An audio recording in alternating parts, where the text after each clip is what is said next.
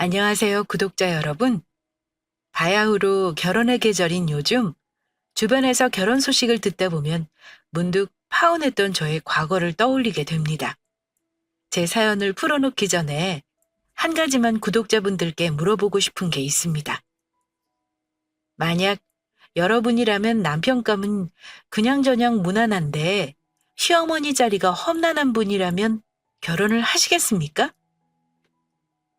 남편감만 믿고 결혼 강행하겠다는 선택을 하시는 분도 분명 있겠지만 아마 대부분은 파혼을 선택하실 거라고 생각합니다.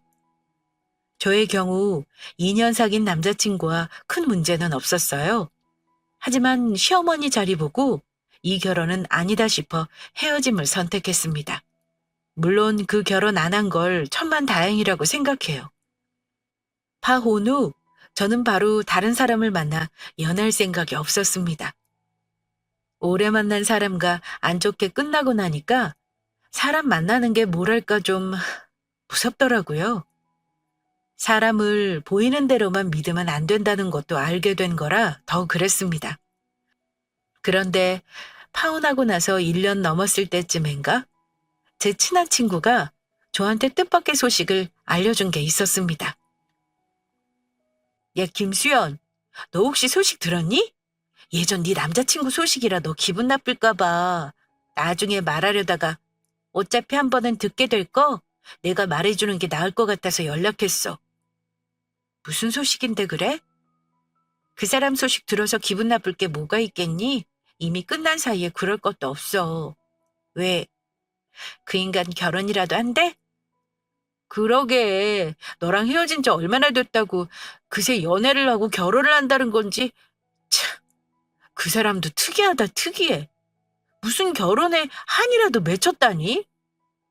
너 기분 안 나빠? 기분 나쁘긴. 결혼하는 여자가 누군지도 몰라도 참 안 됐다 싶네. 그 집 시어머니에 대해 다 알고 결혼하는 건가? 알면 결혼하겠어? 모르니까 못 모르고 하는 거지. 내가 장담하는데 그 여자 분명 3년 못 버티고 이혼한다. 글쎄, 3년씩이나? 나는 왠지 1년도 못 버티고 이혼할 것 같은데? 우리 누구 말이 맞나 내기해볼까? 결과를 말씀드리면 그 내기는 제가 이겼습니다. 그 사람 결혼 소식 들은 지 1년도 채 안 돼서 이혼 소식을 전해 들었으니까요.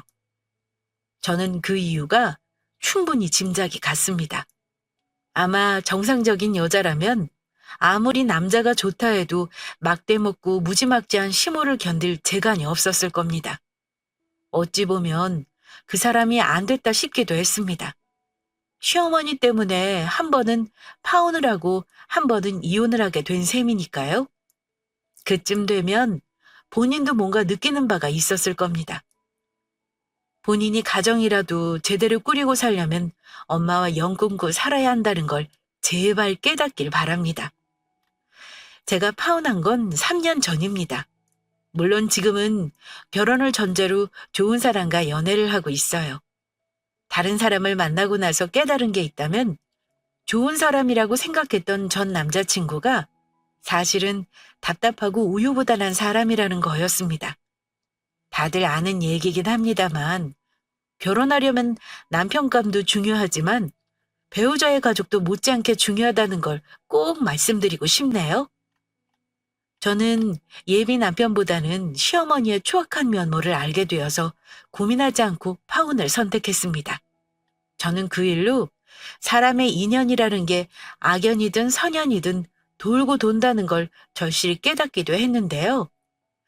여러분이라면 저와 같은 일을 겪고 과연 파혼을 선택할지 결혼을 강행할 것인지 한번 입장 바꿔 생각해 보시기 바랍니다. 저는 파혼할 당시 28이었고 사귀는 사람은 저보다 5살 많은 33이었습니다. 둘 다 직장인이었지만 증권맨인 남자친구가 저보다 연봉이 조금 더 많았습니다. 저는 집이 서울이었고 남자친구는 원래 본가가 전남 여수예요. 대학 때부터 오랜 기간 자취를 했고 결혼을 빨리 해서 안정적으로 살고 싶어 하는 욕구가 무척 강한 사람이었습니다.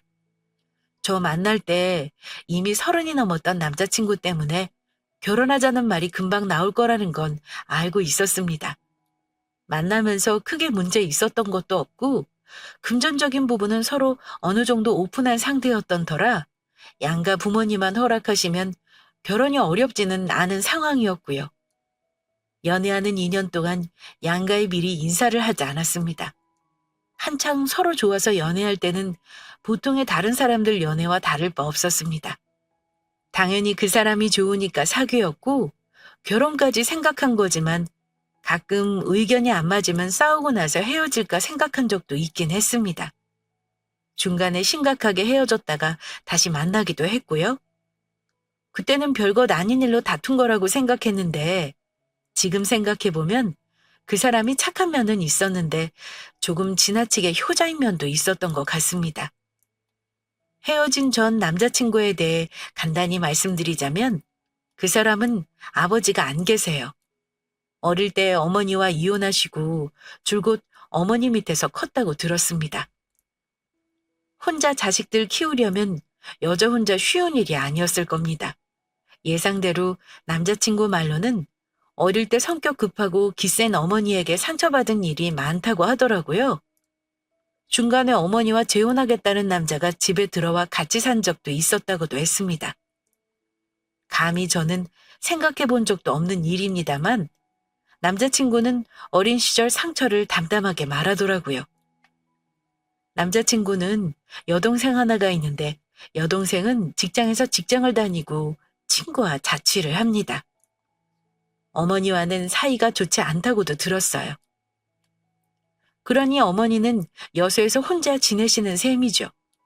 하지만 여수에 외가 식구들이 다 있고 어머니가 지금 외삼촌이 하시는 횟집을 돕기 때문에 올라와서 살 필요는 없는 상황이라고 하더군요. 다 큰 지금도 어머니와 그리 친하지는 않다고 하면서 남자친구는 자기 엄마가 가엾다는 말을 자주 했습니다. 직장 다니면서 자주 내려가지는 못해도 매달 용돈도 붙이고 잘 챙겨드리려 노력하는 사람이었습니다. 한 번은 남자친구가 조심스레 이런 걸 물어본 적이 있었습니다.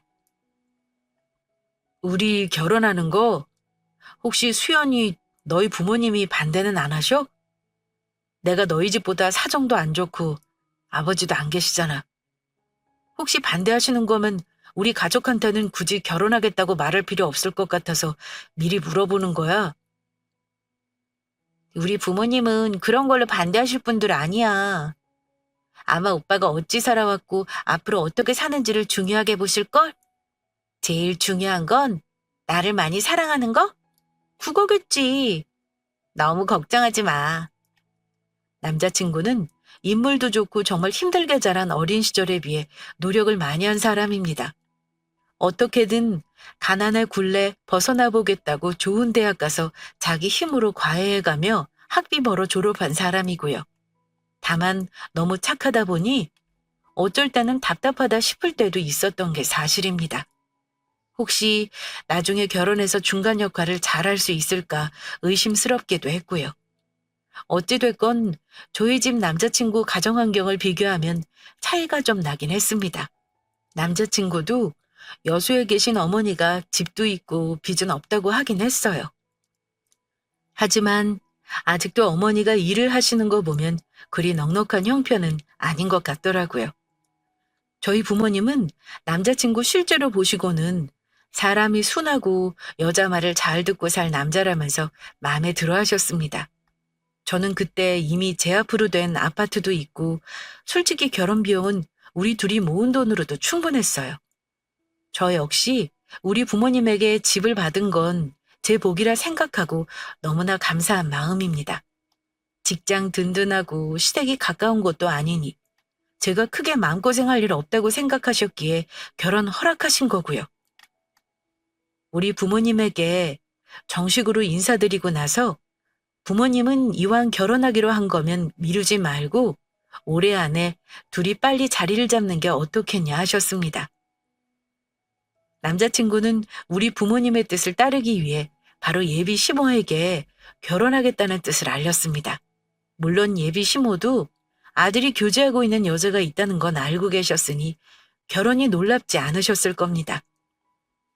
남자친구는 이미 우리 가족에게 인사를 한 상황이었지만 저는 정식으로 인사를 드리지 못했습니다. 상견례 전에 어떻게든 날짜를 맞춰보려 했는데 남자친구 어머니가 말씀하시길 어차피 허락한 결혼이니 상견례하고 나서 편하게 얼굴 보자고 하셨다기에 그것도 괜찮겠다 싶었습니다.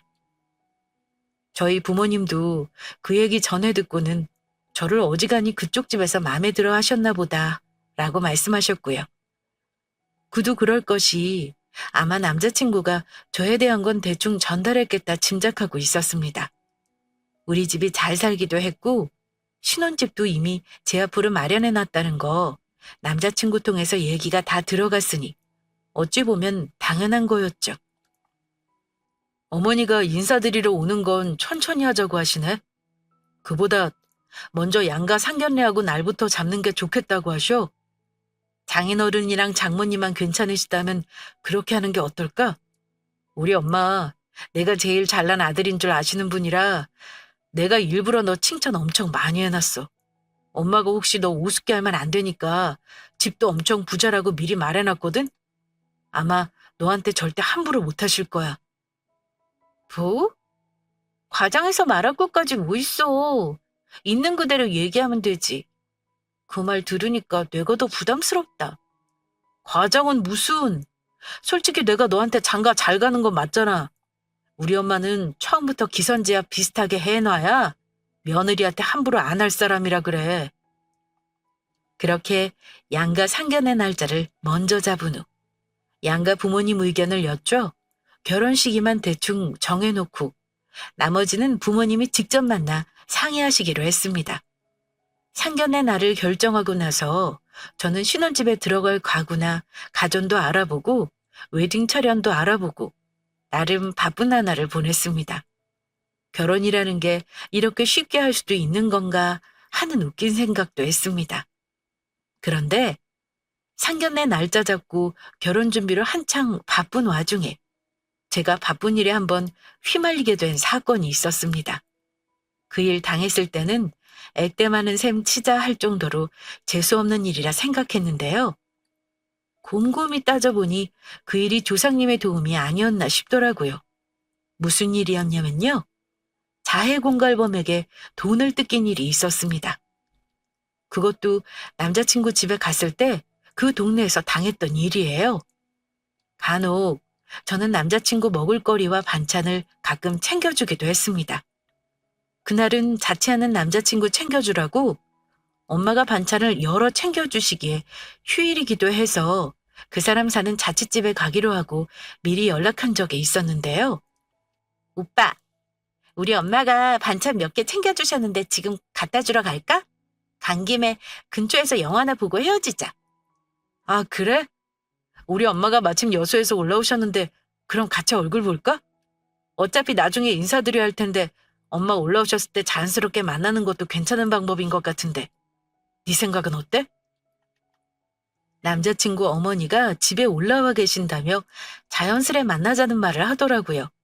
하지만 너무 갑작스레 준비도 없이 만나는 건 부담스러웠습니다. 그래서 그때는 부담스럽다고 거절을 했습니다. 이건 너무 갑작스러운데? 나 아직 마음의 준비가 안 돼서 그래.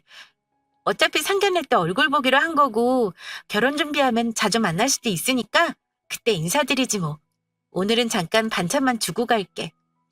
그래? 네가 그렇다면 어쩔 수 없지. 어머니도 마침 조금 있다가 동생 집에 간다고 하니까 집 앞에 와서 전화 줘. 내가 나갈게. 그렇게 남자친구 집에 도착하면 전화하기로 하고 얼마 뒤 남자친구 집 앞에 도착했을 때였습니다. 남자친구 사는 동네는 다세대 주택이 많은 곳이라 주차하는 게 여간 불편한 게 아닙니다. 보통은 한두 바퀴 동네를 돌아야 하는데 마침 운 좋게도 남자친구 집에서 조금 떨어진 골목에 주차할 자리가 딱 하나 있는 거예요. 누가 볼세라 잽싸게 주차를 한 후 저는 차에서 내리지 않고 남자친구에게 도착했다는 문자를 막 보내려 하고 있었습니다. 그런데 느닷없이 골목에서 웬 50대 후반 정도 되어 보이는 아주머니가 갑자기 튀어나와서는 제 차 앞 범퍼에 거의 몸을 갖다 대다시피 하더니 넘어지는 신용을 하는 겁니다. 그것도 금방 죽을 것 같이 비명을 지르면서 말입니다. 저는 비명 소리를 듣고 너무 놀라 차에서 내렸습니다. 어머, 아주머니 괜찮으세요? 근데 아무것도 없는 데서 갑자기 왜 넘어지신 거예요? 저는 일단 제 차에 부딪혀 넘어지신 거니 괜찮냐는 말부터 건넸습니다. 겉으로 보기엔 혼자 넘어진 거라 크게 다친 것 없이 괜찮아 보였어요. 그런데 그 아주머니가 일어나지도 않은 채 죽는다는 소리를 하더라고요. 아이고야, 나 죽네. 아니, 새파랗게 어린 사람이 어른이 넘어진 거 보고 이렇게 생각도 안 하고 뭐 하는 거야? 아이고, 아파라. 대체 이게 웬 날벼락이래? 저는 남자친구에게 연락하는 것도 있고 일단 아주머니를 살폈습니다. 앙칼진 목소리로 일으키라는 말을 하는 거 듣고 왠지 이 사람 진상일 것 같다는 느낌이 팍 오더라고요. 달리는 차에 부딪힌 것도 아니고 혼자 넘어져 놓고 제 탓을 하는 것만 봐도 느낌이 그랬습니다. 아, 아주머니 일단 제 손 잡고 일어나셔요. 어디 다친 데는 없으세요? 저는 그 아주머니를 일으켜 세우면서 몸을 살폈는데요. 딱히 다친 곳은 없어 보였습니다. 그런데 멀쩡해 보이는 모습과 달리 그 아줌마 반응이 좀 오버스러웠습니다. 제 눈에는 상처 하나 안 보이건만 굳이 본인 무릎을 움켜쥐고서는 연신 아이고 아이고 신음을 내뱉더니만 저한테 노려보며 앙칼지게 쏘아붙이더라고요. 아니 대체 차를 왜 이런 엉뚱한 곳에 세워서 지나가는 사람을 방해를 해? 이거 어쩔 거야? 내가 무릎이 원체 안 좋은 사람이야. 예전에 수술한 자리로 또 넘어진 것 같은데 이거 잘못된 거면 아가씨 어떻게 보장해 줄 건데? 아이고, 아야, 내가 지금 제대로 걷지도 못하겠다 이 말이야. 그 말을 듣고 일단 황당했습니다. 저는 제대로 된 주차 자리에 주차를 해놓은 상태였고 차가 움직인 것도 아니었어요. 아줌마 혼자 제 차에 부딪혀서 넘어져 놓고는 마치 보상해달라는 뉘앙스로 억지를 부리는 것 같아 그때부터는 기분이 좋지 않았습니다. 아줌마, 근데 넘어지신 게 제 잘못은 아니잖아요. 제가 움직인 것도 아니고 혼자 넘어지셔 놓고는 왜 엄한 사람한테 화풀이를 하세요? 잘못되면 넘어진 아줌마 탓이지 제 탓은 아니잖아요. 저한테 혹시 뭘 바라고 이러세요? 저 역시 그때부터 말이 곱게 나가지 않았습니다. 그런데 제 말을 듣더니 그 아주머니는 더 적반하장으로 화를 내는 겁니다. 뭐야? 아가씨, 사람한테는 도의라는 게 있는 거야. 아무리 차가 안 움직였어도 내가 멀쩡한 공터에 넘어진 게 아니잖아. 아가씨 차 때문에 넘어진 거니까 당연히 아가씨 책임이지. 왜 이런 좁은 골목에 차를 대서 분란을 일으켜? 아가씨 어쩔 거야. 나 여기 사는 사람도 아니고 우리 아들 보러 왔다가 내려가야 하는데 아가씨 때문에 차질 있게 생겼다 이거야. 어떻게 보상할 거야? 보상이라는 단어를 들으니까 이 아줌마가 바라는 게 돈인 것 같다는 느낌이 딱 오더라고요. 아줌마가 정확히 바라는 게 뭔데 그러세요? 설마 저한테 혹시 무슨 돈 같은 거 바라시는 거예요? 아줌마, 이거 완전 억지인 건 알고 계시죠? 그러자 아까보다 더 격양된 목소리로 소리를 지르더군요. 아가씨! 사람을 차 때문에 다치게 해놓고 그럼 그냥 가겠다 이거니? 아가씨! 내 아들이 서울에서 뭐하는 사람인 줄 알아? 나중에 잘못했다고 싹싹 빌기 전에 적당히 치료비 주고 끝내! 네? 아니, 제가 왜 아줌마한테 돈을 줘야 하는 건데요? 아줌마 아들이 대체 뭔데요? 제가 황당하다는 듯이 묻자 그 아줌마가 하는 말이 내 아들이 검찰청에서 일하는 검사야. 내가 아가씨 한번 골치 아프게 만들어줄까? 어쩔래? 적당히 치료비 물어주고 끝낼래? 아니면은 검사들도 나랑 끝까지 해볼래? 아줌마는 본색을 노골적으로 드러내며 돈을 요구했습니다. 아들이 검사라는 말까지 들먹거리는 거 당연히 거짓이라는 거 알고 있었지만 더 엮이는 게 피곤하겠다 싶어서 제가 물었습니다. 대체 치료비 얼마를 들여야 하는 건데요? 그랬더니 조금은 누그러진 목소리로 이러더군요.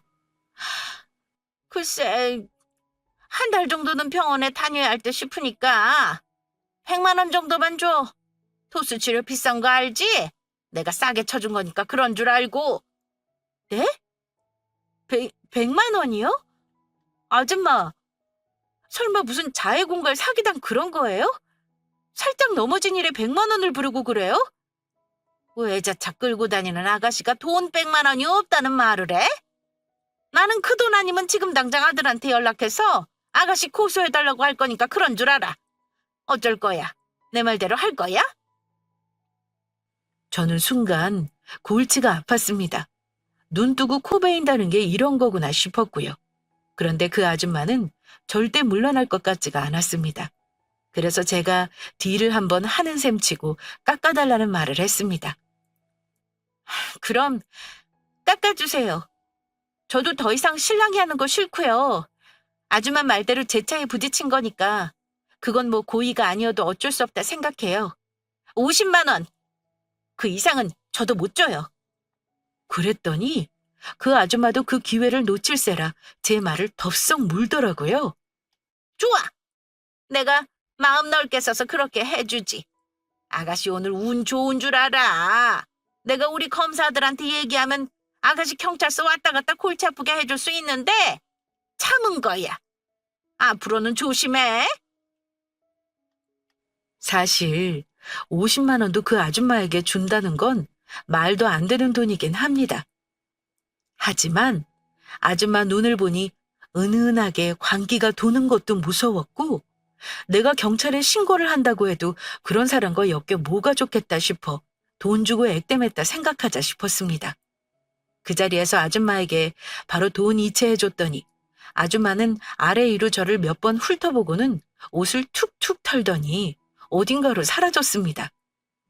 저는 차를 빼서 남자친구 집 먼 곳에 주차를 다시 했습니다. 정말 살면서 그런 황당한 일은 처음이었습니다. 남자친구에게 그날 있었던 일을 말했는데 남자친구 역시 저처럼 화를 내더라고요. 야, 김수연. 그렇다고 생돈을 줘버리면 어떻게 해? 그 아줌마는 어쨌든 꽁돈을 얻은 거잖아. 내가 보니 너 좋은 차 끌고 다니는 거 보고 계획적으로 그런 지 꾸민 것 같은데 그냥 신고하지 그랬어. 혹시 아직 이 동네에 있는 거 아니야? 나가보자. 나가서 그 아줌마한테 내가 돈 돌려받아 줄게. 이미 어디로 가버리고 없어. 나도 신고할 생각 안 한 건 아니야. 근데 순간 무서운 생각이 드는데 어떡해. 왜 그런 자해공갈단은 조직으로 움직인다며. 주변에서 몰래 지켜보고 있다가 해코지 할까봐 얼른 끝내야겠다 싶더라. 맞다. 오빠 어머니는? 혹시 오늘 내려가신 거야? 너 만나기 전에 동생 자취하는데 들르시겠다고 가셨어. 혹시 너 보자고 하실까봐 만난다는 말은 안 했으니 걱정 마. 그나저나 우리 동네 와서 그런 일 겪어서 어쩌냐? 아, 이제 됐어. 살면서 그런 일 또 당할 일 있겠어. 돈 주고 오래 나쁜 일 전부 액땜했다 치지 뭐. 남자친구에게 그렇게 말은 했지만 저는 그날 봉변을 당한 일을 절대 잊을 수 없을 것 같았습니다. 참 기가 막혔던 건 그 아줌마 연배를 보니 우리 엄마랑 비슷해 보였거든요. 살아온 게 어떤 사람이길래 이런 억지를 부려 돈을 뜯어내나 싶어 마음이 복잡하기도 했습니다. 부모님께 말했더니 반응이 남자친구랑 똑같았어요. 못돼 먹은 사기꾼 여편네한테 왜 귀한 돈을 줬냐 하시며 블랙박스 뒤져서 지금이라도 경찰에 신고하자고 노발대발하셨습니다. 하지만 그 일이 아니어도 결혼 준비며 직장일이며 신경 쓸 게 너무 많았던지라 그냥 넘어가겠다고 했고요. 어쨌든 그 일은 저에게 일어난 가장 재수없는 해프닝으로 지나갔습니다. 그리고 저는 이내 제 일상으로 돌아와 결혼 준비에 여념이 없었습니다. 나쁜 일은 빨리 기억 저편으로 넘기는 게 속이 편하니까요. 결혼 준비하면서 남자친구 가족들이 참 궁금해하더라고요. 특히 시어머니가 어떤 분일지 궁금했습니다. 저는 그동안 남자친구에게 어머니에 대해 여러 가지 에피소드를 전해 들으면서 든 생각이 있었는데요. 남자친구 어머니도 보통 분이 아닌 것 같다는 짐작은 하고 있었습니다. 어린 시절 화 많고 성격 급한 엄마 때문에 상처받은 얘기도 들었고, 남자친구 여동생은 어린 시절의 상처 때문에 아예 엄마와 연락을 안 하고 싶어 한다는 말도 털어놓았던 적이 있었습니다. 제가 남자친구 상처나 자란 환경을 전부 이해할 수는 없었지만, 어찌됐건 그런 말 들으면 남자친구가 참 불쌍하다는 생각이 들긴 했습니다. 그럼에도 불구하고 자기는 엄마를 외면할 수가 없다는 속마음도 얘기하길래 저는 남자친구가 마마보이인가 의심한 적도 있었고요. 사연 초반에 말씀드린 대로 어머니에 대한 문제로 몇 번 싸운 적도 있었습니다. 저는 연애하면서 한 번도 남자친구 어머니를 만난 적이 없다는 게 오히려 걱정이 되더라고요. 차라리 몇 번 만나고 어떤 분인지 미리 아는 게 좋지 않을까 하는 마음도 있었습니다. 오빠 어머니는 어떤 분이셔? 오빠 말만 들어보면 보통 분은 아니신 것 같아. 차라리 미리 인사라도 드려볼 걸 그랬나? 아, 우리 엄마가 사실 쉬운 분은 아니야. 미리 인사했으면 더 괴로웠을지도 몰라.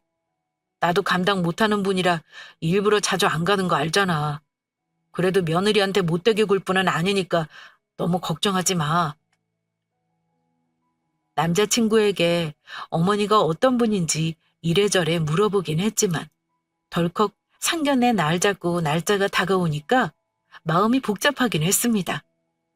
그래도 쿨하게 제 얼굴도 안 보고 상견례까지 프리패스 허락한 분인 만큼 호탕한 예비시모려니 하고 좋은 쪽으로 생각하려 했고요. 상견례는 신부 쪽을 배려해야 한다며 시어머니는 상견례 전날 미리 남자친구 집에 올라오셨다고 들었습니다. 그리고 대망의 양가 상견례 날, 저는 우리 가족 4명과 함께 미리 상견례 장소에 20분 먼저 도착해 남자친구 가족을 기다리고 있었습니다. 저희 부모님은 잔뜩 긴장하고 계셨고 저 역시 마찬가지였습니다. 그리고 약속 시간이 되자 드디어 남자친구 가족들이 도착했고 우리 가족들은 예의를 차리기 위해 자리에서 일어났습니다. 그런데 너무 놀라 인사하는 것도 있고 놀란 얼굴로 서 있을 수밖에 없었습니다. 그도 그럴 것이 그 사람은 저와 악연이 있는 사람이었기 때문입니다. 기가 막히다는 건 이런 경우를 두고 하는 말이 틀림없었습니다. 남자친구의 어머니는 바로 상견례 있기 한 달 전쯤 제가 남자친구 동네에 갔다가 마주친 저에게 돈을 뜯어간 못된 아줌마였습니다. 저만 그 아줌마를 알아본 게 아니었습니다. 남자친구 어머니도 제 얼굴을 보더니 아주 소스라치게 놀라더군요. 근데 또 아는 척은 못하고 모르는 척 헛기침을 하고는 자리에 앉더라고요. 저는 기가 막혀서 그때부터는 헛웃음만 나왔습니다. 그때 알았습니다. 제가 남자친구를 목숨처럼 사랑하고 있지는 않는다는 걸요. 그 아줌마를 보는 순간 남자친구에 대한 감정도 차갑게 식어버리면서 이 결혼은 못하겠다는 생각이 강하게 들었습니다. 자리에 착석하고 예비시모 얼굴을 봤는데 저랑 눈을 못 마주치더라고요. 왜 그랬겠습니까? 아마 예비시모는 그 자리에서 쥐구멍에라도 들어가고 싶은 심정이었을 겁니다. 저는 일단 무슨 말을 하려나 지켜보기로 했습니다. 양가 부모님 인사를 나눌 때까지도 예비시모는 짐짓 우아하게 행동하더군요. 옷 갇혀입고 화장 진하게 했으니 제가 못 알아볼 줄 알았나 봐요. 그거 보니 더 기가 찼습니다. 굳이 부모님을 속일 필요가 있을까 하는 생각이 들더라고요. 어차피 어색한 분위기였고 저는 그 자리에서 시간 낭비하고 싶지 않아 바로 예비시모에게 따지듯 물었습니다. 아줌마, 우리 초면 아니죠? 저 본 적 있잖아요. 겨우 한 달밖에 안 된 일인데 왜 모른 척 하실까? 저 똑바로 봐보세요. 기억 안 나세요? 조금 버릇없다 싶을 정도로 묻자 순간 분위기는 얼음장이 되었고 저희 부모님은 깜짝 놀라시며 저를 바라보셨습니다. 예비 시모는 제가 묻는 말에 머뭇거리더니 이러더군요. 어? 내가 아가씨를 어디서 봤다고 그래? 글쎄 난 모르겠는데. 어처구니 없게도 처음에는 저를 모르는 척 발뺌을 하더라고요. 수연아, 왜 그래? 우리 엄마 네가 본 적 없을 텐데 갑자기 무슨 엉뚱한 말을 하고 있어. 남자친구도 저의 말투에 살짝 기분이 나빴는지 영문을 모르겠다는 듯 말했고요. 저는 모르는 척하는 예비 시모에게 이렇게 말했습니다. 아줌마, 내 50만 원 잘 쓰셨어요? 아니 왜 계속 모른 척을 하세요? 저는 아줌마 얼굴 보니까 딱 알겠던데. 아줌마 지난달에 제 차에 혼자 부딪히고 돈 내놓으라고 억지 부렸던 그 아줌마 맞잖아요. 내가 아줌마한테 돈 이체한 내역도 있는데. 내가 아직도 그 이름 똑똑히 기억한다니까요. 아줌마 이름 강숙자? 강숙자 맞잖아요. 아들이 검사라고 하더니 거짓말이셨나 봐요. 내 남자친구는 검사 아니고 중과맨인데 왜 저한테 아들이 검사라고 하셨어요? 남자친구 어머니는 제가 하는 말을 듣고는 얼굴이 썩은 표정이 되더군요. 그러더니 곧이어 말 같지도 않은 변명을 하기 시작했습니다. 내가 그때는 큰 실수를 했구나. 너인 줄 알았으면 절대 그러지 않았을 거야. 내가 정도가 심했다건 인정한다면 너도 이해는 해줘야 해.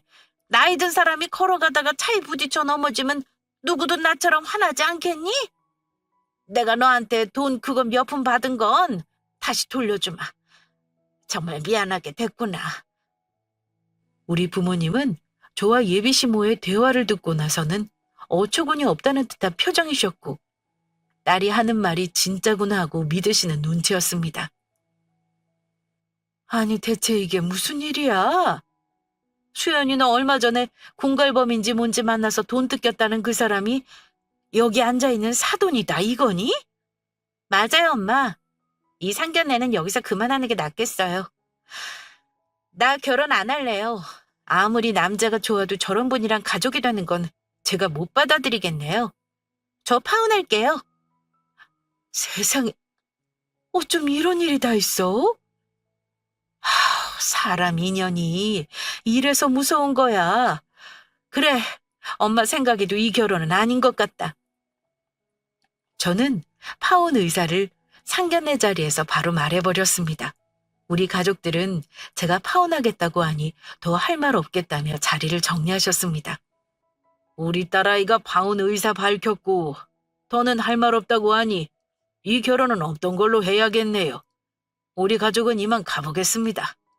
나머지 정리할 것들은 아이들끼리 정리하라고 하고 더는 볼일 없기를 바랍니다. 아빠는 정중하게 말씀하셨고 우리 가족은 이내 자리에서 일어나 상견례 장소를 나가려고 했습니다. 남자친구는 이미 상황 파악을 다 했는지 세상을 다 잃은 듯한 얼굴로 한숨만 쉬고 있었습니다. 그런데 그때 남자친구 어머니가 우리 아빠 앞을 가로막더니 갑자기 무릎을 꿇고 앉는 겁니다. 당황한 아빠는 무릎 꿇고 앉은 예비시모를 뜯어 말렸습니다. 이게 뭐하는 짓입니까? 우리 얘기는 다 끝났다니까요. 이러지 말고 얼른 비키세요. 하지만 예비시모는 비키려 하지 않고 끝까지 고집을 부렸습니다. 내가 진심으로 사과드린다는데 어찌 사람을 제대로 알지도 못하면서 혼사를 물린답니까? 저는 그렇게는 못하겠네요. 우리 아들 신혼집 미리 들어가겠다고 사는 집도 내놓은 거 아시잖아요. 내가 다시 한번 사과드릴 테니까 혼사는 그대로 진행하시죠. 애들이 하는 결혼이지 부모가 하는 결혼은 아니잖아요.